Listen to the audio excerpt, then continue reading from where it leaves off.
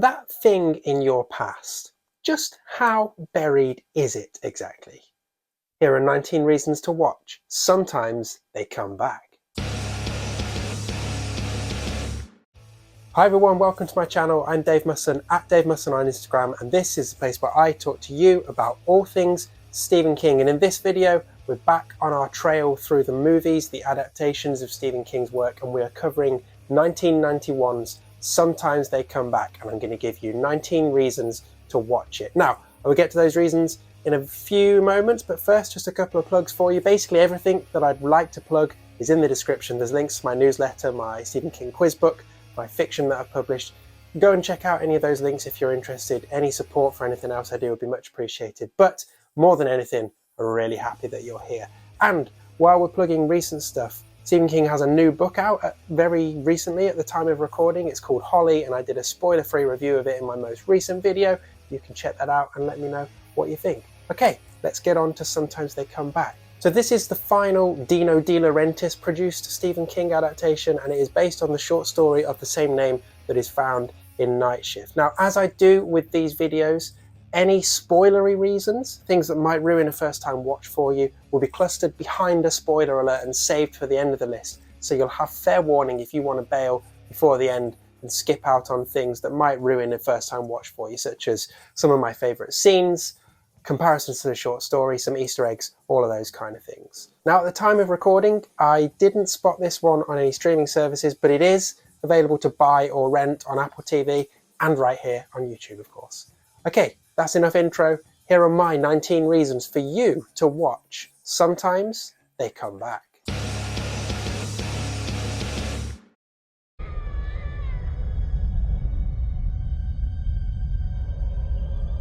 So what's my headline reason for you to watch this one then? Well, actually, just that it's a lot better than you might expect, particularly on a rewatch. Now, I was overly harsh when I first watched this, but going back and looking at it again in preparation for this video, I realised that it's actually pretty effective as an adaptation.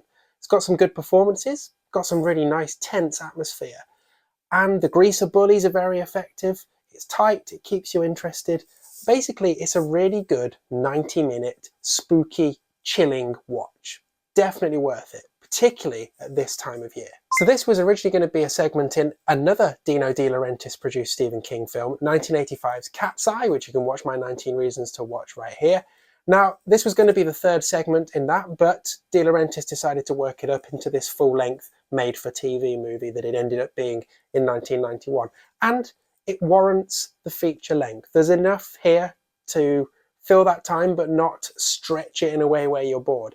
And conversely, I think there would have been too much here to squeeze into 30 minutes. It's also spawned not one, but two sequels, which I have not watched yet. And honestly, I am not excited about. So what's the hook in this one then? Well, our main character is Jim Norman, a school teacher with anger issues who, because of those anger issues, is in need of a job. Hey! Shut up!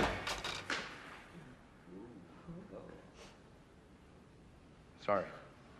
So he takes a job at the town where he grew up. At least where he grew up until his older brother was murdered by a bunch of greasers. A bunch of greasers who were then immediately hit by a train and killed themselves. Anyway, Jim and his parents moved away from the town. They couldn't cope living there. But now he's back and he's teaching and he's trying to settle down into a new life.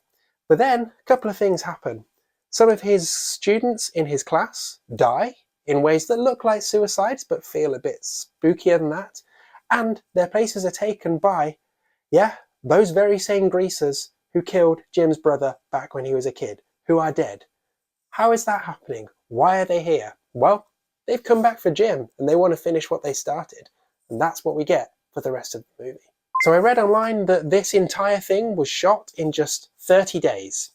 TV, I guess, but that seems to give it this lovely energy that just keeps it moving and keeps you interested. The pacing works, just like the whole movie works. It's not the best by any means, but it's pretty good. It's definitely worth a watch. Talking pretty good, the cast is pretty good. Tim Matheson as Jim is a really compelling lead, and he's quite complex for a TV movie in the early 90s. you can sense his anguish, you can sense his pain, you can see him ploughing on for the sake of his family. Because of that, you want him to succeed, but at the same time, you can see his demons and his dark spots as well.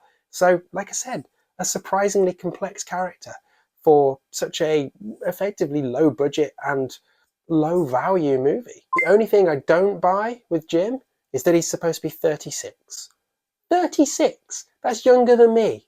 Not having it. So alongside Tim Matheson as Jim, we've got Brooke Adams playing his wife Sally, who is an absolute delight and has some banging knitwear in the final act. However, when it comes to the cast, I've got 3 favourites, and they're those little fuckers who've come back. I'm talking about Robert Russler, Bentley Mitchum, and in particular, Nicholas Sadler as those 3 greasers.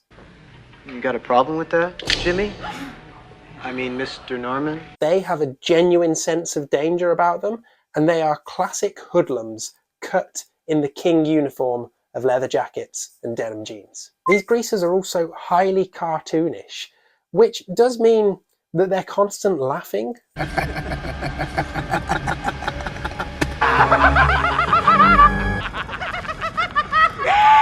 Hysterical laughing does get a little bit grating towards the end of the film, but I will allow it, because by that point you're kind of with Jim in thinking, just how fucking mad have I gone here? What is happening? So lastly, before spoilers, I'll reiterate that this is a bit of a hidden gem. It's definitely worth a watch, at least in my opinion. It's got some good scares, it's got a fun pacing, and it feels like a Stephen King story. It's got horror, it's got dread, it's got darkness, and it's got heart as well. Okay, so after this point, I'm going to be talking about things that potentially spoil a first-time watch. So comparing how this movie ended up compared to the short story, and picking out some of my favourite scenes and moments, and some Easter eggs as well. So if you don't want those things revealing to you, if you don't want that before you watch this one for the first time, then this is your spoiler alert and you need to leave here. But fittingly, please do come back. I do want you to come back and check out the rest of these reasons. But otherwise, if you are sticking here, then hey, get comfy, because I've got a few more reasons for you to watch or rewatch. Sometimes they come back, and they're coming right up. So in terms of how this compares to the short story that was first in Cavalier and then collected in Night Shift, it's pretty close actually. The main difference is the climax. So in the book, if you remember reading that, then Jim has to go through some sort of satanic ritual, drawing chalk on the floor, amputating one of his own fingers, playing train sound effects. It's all very complicated. Effective on page, but complicated at the same time. In the movie, it's much simpler. He just goes back to the scene of the original crime with those hoodlums, and it plays out again, and he has to see if he can change the ending this time. And it's much more effective for seeing it on screen. And it kind of amps the drama up even more as well, because you've been living that moment all the way through. So there are some good scares in this. One of my favourites being a wonderful moment with the greasers in the car. So they've taken the high school jock, the one who isn't undead, and they're taking him out for a bit of a scary joyride. And they decide they want to show him who they really are, so they reveal their true faces to him. And the effects there are really effective. They're cartoonish, yeah, but they're really effective, they're really fun. And that scene overall is enjoyable.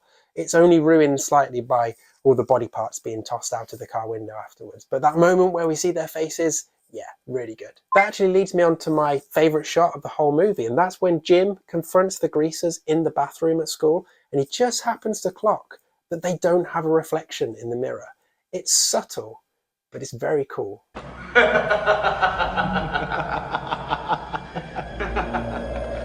Say, Jimmy. So as for my favourite line, well, much as I like this film, and I really do, it doesn't really have a killer catchphrase that's stuck in my head and has stayed with me afterwards. So I'm just going to go with a kind of general performance of Richard Lawson, that character, when he returns to Jim's class. He's just got this swagger about the way he talks. He's basically an arrogant prick, but he's also an undead arrogant prick who is highly dangerous. But yeah, he just gives it there, and it's really effective. Live and in person, Mr. Norman. Just came up from Milford. Real glad to be here, sir. So there are a few Easter eggs to explore here, so I'm going to spend a couple of reasons doing that. The one that will jump out at you if you're a King regular is the fact that it's been 27 years since Jim's brother was killed and since people have lived in Jim's family home. And of course, 27 years is generally the amount of time that one Pennywise decides to sleep between killing sprees. The second, when it comes to Easter eggs, a couple of stretches, but I think they're worth it. So there's a dream sequence where Jim is seeing the future that made me think of the Dead Zone. And there are a couple of shots with train tracks and a bit where Jim's brother gives him the baseball cap, which feels to me like a very obvious nod to Stand By Me, which of course had only come out a few years earlier and had been a big success. But let me know what you think. Are they stretches or are they real Easter eggs? So in terms of links among the cast and crew to other Stephen King adaptations, of course, Dino De Laurentiis, who before this had produced, get ready for it, The Dead Zone, Firestarter, Cat's Eye, Silver Bullet, and Maximum Overdrive. And of course, Brooke Adams, mentioned her earlier. She's wonderful in this, and she's even better in The Dead Zone. So lastly, if you're watching for a spooky, maybe Halloween time watch that doesn't require you to think too much, that isn't packed full of stupid, cheap jump scares, and doesn't have knife-wielding, mask-wearing maniacs, it just wants to get in there, doesn't outstay its welcome, and give you a few chills along the way, this is it. Like, seriously, check this one out. Give it a go. And if you gave it a go a long time ago, give it another go. Because honestly, my rating for this bumped from 1.5 out of 5 to like 3.5 out of 5 just on rewatch. It's definitely worth it. Okay, there we go. My 19 reasons for you to watch Sometimes They Come Back. Let me know what you think, and let me know if you've seen the sequels. How excited or scared should I be about the prospect of watching them for the first time at some point in the next few weeks and months? Do let me know. There's also a few links in the description for you to check out if you want to. My newsletter, my Stephen King quiz book, my fiction that I've published, the Constant Writers podcast where I talk to indie horror authors about Stephen King and about their work. All of those things there. Do click around if you like it. And hey, consider subscribing to this channel so you don't miss any future videos. You can find me on Instagram, I'm at Dave Musson, and you can find my Letterboxd profile in the description as well. Come follow me there, I'll follow you back, and let's swap movie recommendations. So next time out, I'm bumping my book special for this month up the list because basically Golden Years is next. I haven't started watching it yet, and I feel like that's going to be quite a lot of work. So we're going back to the books next time, and hopefully by the time we're done with that, I will have got through Golden Years, and we'll have 19 reasons for you to watch that. But yeah, I'm waffling now, so I'm going to go. But of course, I will be back very soon. Sometimes they come back. Sometimes I will come back. And hopefully sometimes you will come back to watch. Take care. Bye-bye.